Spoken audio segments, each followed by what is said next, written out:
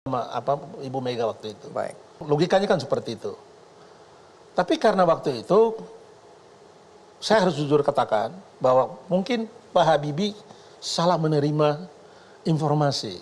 Salahnya karena waktu itu kan di kesepakatan 5B itu mengatakan bahwa banyak pendapat kan menanyakan rakyat Timur Timur mau atau menolak otonomi seluas-luas yang ditawarkan oleh pemerintah Indonesia sebagai solusi penyelesaian masalah Timur Timur. Itu yang disepakati di New York itu. Tapi kemudian waktu itu beliau juga mungkin nggak tahu pikirannya apa begitu.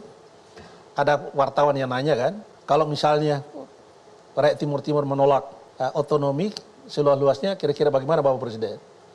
Beliau dengan spontan mengatakan bahwa kalau menolak ya sudah kita lepas baik-baik saja katanya. Nah, itu yang kemudian menjadi bola liar. Jadi itu yang merubah pernyataan beliau, itulah yang kemudian merubah semua kesepakatan-kesepakatan yang dibuat gitu loh. Menurut Anda ya? Menurut kami waktu itu.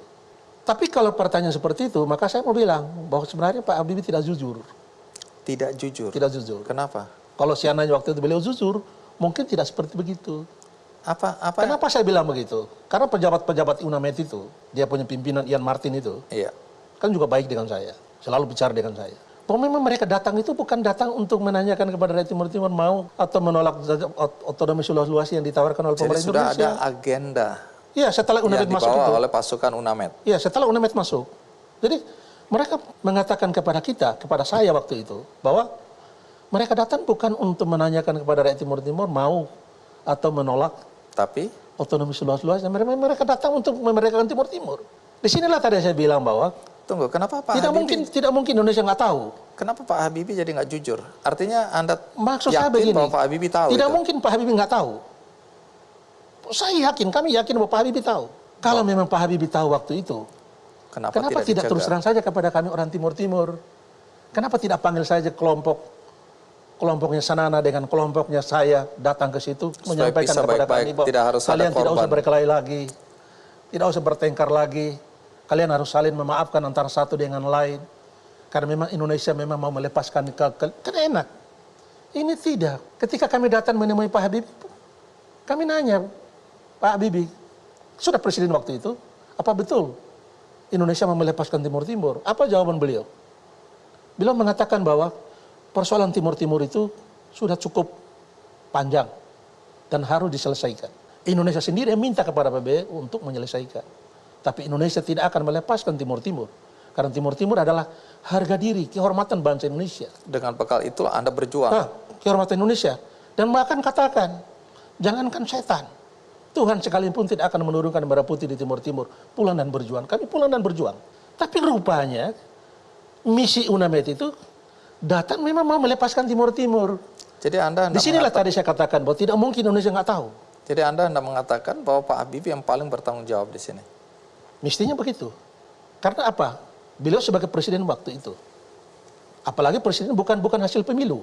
Lalu kemudian pidato kenegaraannya dia kan ditolak sama DPR waktu itu. Kenapa ditolak?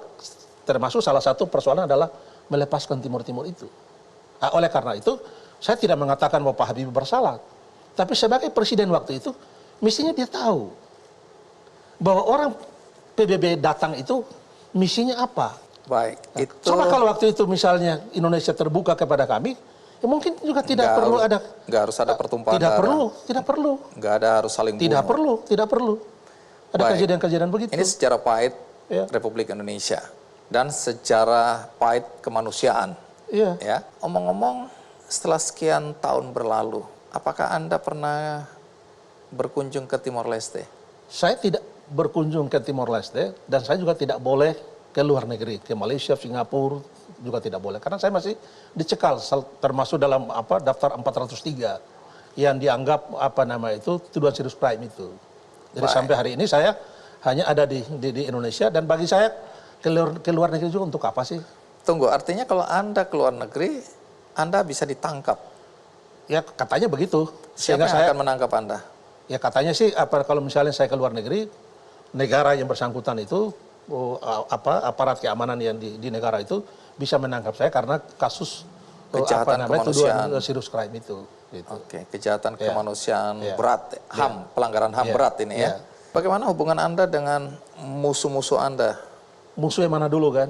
Kelompok-kelompok yang dulu pro integrasi. Kan musuh yang mana dulu? Musuh yang betul-betul mengalami dan musuh yang hanya ikut berteriak padahal tidak mengalami apa-apa. Itu Misalnya dengan Gus Mau. Hubungan saya dengan Sanana baik. Sanana Gus Mau. Cukup bagus, Leret cukup baik. Oke. Luolo baik, dengan pejabat-pejabat baik. Mereka selalu kontak, kami bicara bahwa bagaimanapun bahwa persoalan Timur-Timur itu harus diakhiri dan memang masalah Timur-Timur sudah selesai antara Indonesia dengan Timor Leste sudah selesai. Oleh karena itu hari ini Indonesia dan Timor Leste membangun hubungan kerjasama yang luar biasa yang harus kita dukung. Tidak boleh diganggu hubungan itu. Tapi ingat bahwa persoalan saya dengan Sanana mungkin barangkali belum selesai. Kenapa belum selesai? Karena ada orang dari saya yang korban, kehilangan tadi, yang dianggap bahwa Sanana adalah orang yang paling bertanggung jawab. Karena sebagai pimpinan tadi, padahal saya yakin Sanana nggak mungkin bunuh orang. Saya percaya itu. Nggak mungkin. Jadi artinya Anda ingin menyelesaikan atau? Artinya kan begini, kita mau damai apa tidak? Kalau mau damai maka siapa mewakili mereka harus berkata jujur. Dan mau meminta maaf seperti rekomendasi KKP yang dibuat oleh Indonesia dan Timor Leste. Oleh karena itu mereka sepakat waktu itu zamannya Pak SBY selaku Presiden Indonesia dan Pak Sanana sepakat di Bali bahwa persoalan antara Indonesia dan Timor Leste itu serahkan kepada dua negara. Itulah yang termasuk di dalam terbentuklah KKP itu. Lalu kemudian salah satu rekomendasi KKP itu mengatakan demikian bahwa Indonesia dan Timor Leste wajib mempertemukan dua warga negara yang bertikai ini untuk bertemu. Tapi sampai hari ini kan belum kami dipertemukan. Oleh karena itu, yang paling bagus itu demikian. Kita taruh saja 5 kursi di situ dengan kesadaran sendiri tanpa disuruh kita duduk saja. 5 kursi itu? 5 kursi itu untuk ada kursi yang kita tulis Fretilin, Partai Fretilin, ada kursi yang kita tulis Partai UDT, ada kursi yang kita tulis Partai Apodeti, ada kursi yang kita tulis Kota, ada kursi yang kita tulis Termalista. Lima partai ini harus memberikan penjelasan, pertanggungjawaban atas partai yang mereka bentuk yang kemudian orang saling membunuh antar manusia-manusia yang ada di dalam tiga partai itu. Kan seperti itu rentetannya. Tujuannya bukan untuk mencari siapa yang salah, tapi rekonsiliasi. Rekonsiliasi. Tapi kalau kita rekonsiliasi, kita tutup buku, kita bikin satu monumen seperti, katakanlah seperti yang di Monas itu, kita taruhlah semua orang-orang yang korban itu, baik dari kelompok pro integrasi, pro kemerdekaan atau siapapun yang berkorban di sana.